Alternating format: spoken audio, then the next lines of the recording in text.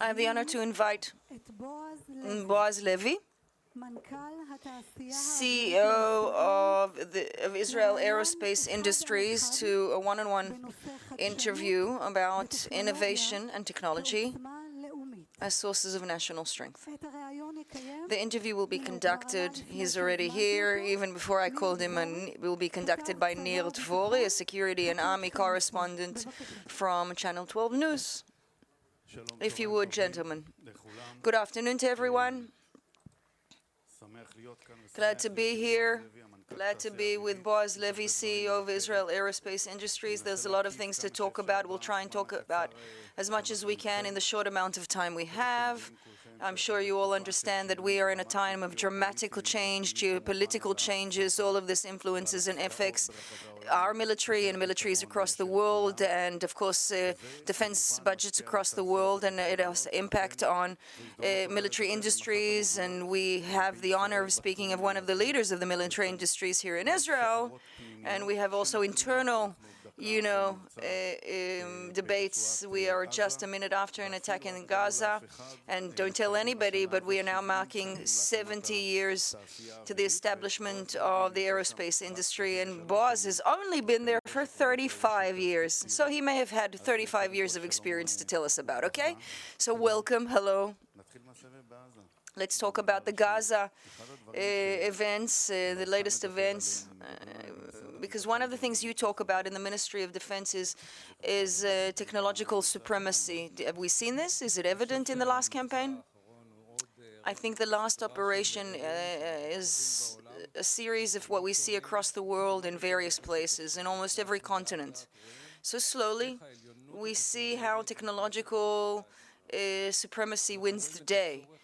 We see the need for synchronization. If you recall anything from the last campaign, it's certainly the fact of there was synchronization and cooperation between our forces to create something so precise, and that's where we are. That's what we're doing, and doing with pre-thought by the aerospace industries and with the tools and implements at hand that could make this a reality.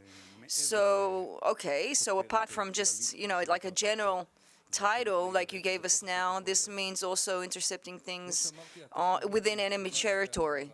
Yes, as we said, technology is the one that technology dictates the future battlefield, and technology that exists today in aerospace has been proven and will allow us to shift the battlefield to enemy territory and also to whatever targets we want. So what we see in Gaza is things that you'll be able to do in other places, farther, more distant places in the future. What we see in Gaza is a preface for what could happen in the future, where a war will be on enemy ground. And how is that done? Because at the end of the day, 1,600 kilometers away, what do you do in order to create that battlefield? If I want to function 1,600 kilometers away, I need power.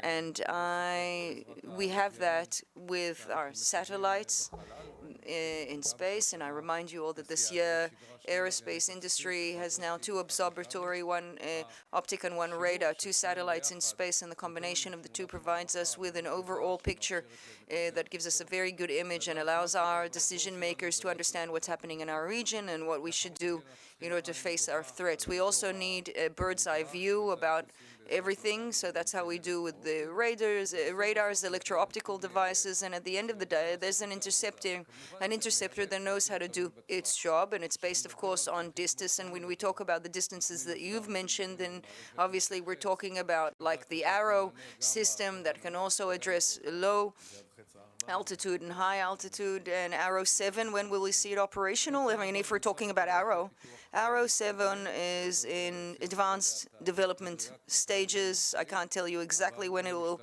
be commissioned, but it is, of course, part of our overall structure of defense. But what you're describing here is a kind of armaments race between us and our enemies, and it's also sort of a battle of the minds. So how does it look, for example, for Israeli aerospace industries and as a leader of this industry? The aerospace industry, of course, employs a lot of people, very capable people. They are, in fact, our greatest asset, these people. people who have technological view, but also operational understanding, meaning in the big sense, people who did their military service and also continue in military positions of various kinds sometimes, but they see the changing battlefield. And these are the people who look ahead to the future, and the people who are trying to play the game, as you call it, and try to be 2 steps or 3 steps ahead of the game, ahead of the enemy. And we always have to keep our current capabilities to develop the next capabilities that should be operational very soon, and to look into the far, far future, to the next campaign, and see what we can do in the long range in order to address our defense needs. So, for example, in critical things such as combat, what do we need to address? I think in every aspect, if we look at it very, very broadly for aerospace industries, there's the element that you describe. Now, if it from space, we can see this in view. We can see this in Ukraine, for example. You want to get a broad image. You want to get an understanding of exactly what's happening with the greatest level of resolution and detail. That's what satellites are for, to give us a better coverage and also higher resolution. On the other side, we have the attack side of things, and we have enough attack capabilities that can reach a specific target at the right level of precision, and of course then there's defense. But the name of the game, or the secret to all of this, is not looking at every system individually, but rather looking at the overall picture. We are living in an age of the system of systems. It's not enough to look at just one system, just at defense, or just as attack, or just this or just that. We have to give optimal solutions for the future battlefield. And that is something we know how to do by synchronizing all of the information, all of our capabilities, and through very sophisticated algorithms, of course, including AI, data, big data analytics, and so forth.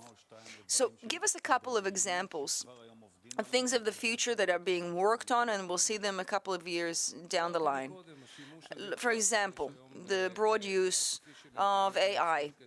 That's something with, of course, big data analytics. For example, the last example, using data from various sensors, some of them in Israel, some in space, in order to connect all the dots, whether it's information that comes from the air, from the sea, from whatever plane. And it's not only for military interests, by the way, because what we see now in wars is that wars are conducted in cities. And when they're conducted in cities, we have civilian lives, we also have rescue operations, we have other forces that are involved in this kind of a battleground. So we are trying to take this big data and bring optimal precision solutions. So let's talk about Ukraine for a moment. Because one of the things that Israeli industries have developed, and we see this in Azerbaijan, and we see this in other places, is now being used by many. Suicide drones, sort of wandering weaponry systems, and roving. And we can see how everybody around the world are increasing their budgets, and with everything that you've described, to increase their drones and so forth. Israeli Aerospace really always knew to provide the best solutions for the first air-to-air missiles, the first drone in the world, unmanned vehicles, intercepting capabilities. A lot of that is Israel, and also the roving elements that you just mentioned here in Ukraine. That's been part of our industry, and it's a hybrid between a missile and a drone. Now, when I look ahead and I see the new technological developments that look at the future battlefield and try to provide solutions, and it's more autonomy and autonomous capabilities, working remotely, the ability for data analysis and finalizing the right reaction to any kind of threat with a minimum of personnel and a minimum loss to life. That's really the calculations. These are the parameters which will determine the future. We see what's happening in Europe, the hysteria. And what's happening with Arrow 3 and the Germans, because, well, it's not a secret that I know all about Arrow, but okay. I think that we have developed here in Israel a defense system which in fact is the best, in my opinion, for interception. of missiles, and that's my opinion. I'm very glad for the collaboration that occurred between the government of Israel and the government of Germany, with the understanding that the Americans are, of course, also partners because they funded some of the development, and we're moving forward to a contract for the Arrow 4 that will be able to provide address for German needs. This is now in negotiation, and of course, with the supervision of the three governments that I mentioned. And if I maybe give you a small prediction, I think this contract will be finalized within several months. And if the Germans are defending and arming themselves, other countries will as well. First of all, the Germans are establishing their forces because they want to defend Germany and German allies, and the footprint of Arrow 3 is very great. Arrow 3 basically allows optimal installment and dispersion. But if we're looking at it within this context, you can expect that Arrow 3 will also be in other countries as well. And let's talk about transactions that are now being finalized, new markets, also following this war, but also following very interesting changes that are occurring in the Far East and in other areas around the world. Look, had we had this conversation 2 years ago, then I would be talking almost exclusively about the global changes because of COVID. And I think that what we're seeing now today is much bigger than that even. It's around the globe. It's a change on every parameter and every front. We see it in Europe, we see it in the Middle East, in the Far East, Japan, Korea, other countries. We can see the enormous change among the Americans and the American stance. And also where we live, here in Israel, you can't forget the Abraham Accords.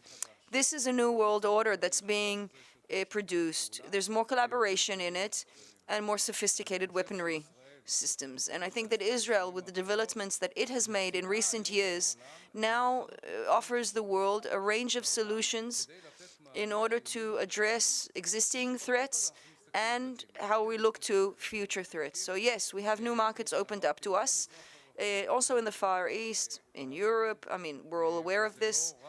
And it's not only Europe, Ukraine, it's also Europe generally. I mean, you just mentioned Germany. We talk about the Baltic states, about the countries around Ukraine.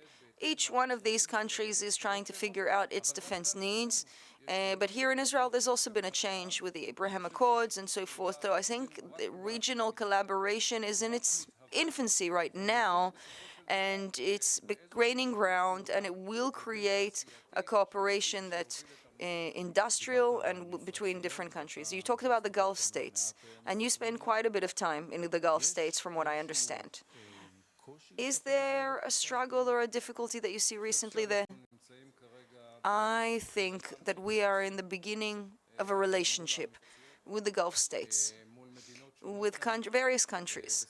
And generally, we're presenting Israeli technology. We're building trust. Obviously, building trust is something that takes time, and we're doing so slowly, step by step, first of all on the level of the governments, and then, of course, in other measures. And, of course, there are a lot of collaborations that are now started. Just in the latest Abu Dhabi Expo that was conducted, we showed an unmanned maritime vessel, a ship that is the co-development of Israeli aerospace industries in an Abu Dhabi company.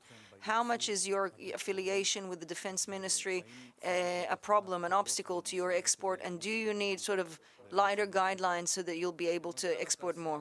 As CEO of the aerospace industry, of course I want it to be easier to do business. But on the other hand, there's a national responsibility, and I think the Defense Ministry and I think that the Development Division do an amazing job to strike a balance between our abilities, the abilities that we also allow to other countries to purchase and acquire, and what we have to provide. So the last challenge, the biggest challenge, how do you keep people, the good and talented people within the company? I mean, that's the most difficult thing, to keep the good and talented people. I heard Stephanie from Lockheed Martin, and she talked about this as well. And we have, of course, the Minister of Education, and he's going to talk about that as well, I'm sure. But at the end of the day, the State of Israel, I think, understands that what wins the battle is technological supremacy. In order for you to have technological supremacy, we need to invest in education and in development. And in those two things, Israel is doing a great deal, but there's a lot yet to be done. We, in aerospace industry, invest a lot, $250 million per year from our profits in developing the next future generations, and we invest a lot in our HR in order to develop the future solutions of the future. We are time after target. That's how it's called in the military. And I look at the clock. We are the time after target. So, okay. And now we have to conclude. And I'm sure that the minister who speaks after us will appreciate it. So, first of all, thank you, Boaz Levy, CEO, Israel Aerospace. Good luck to you in the future.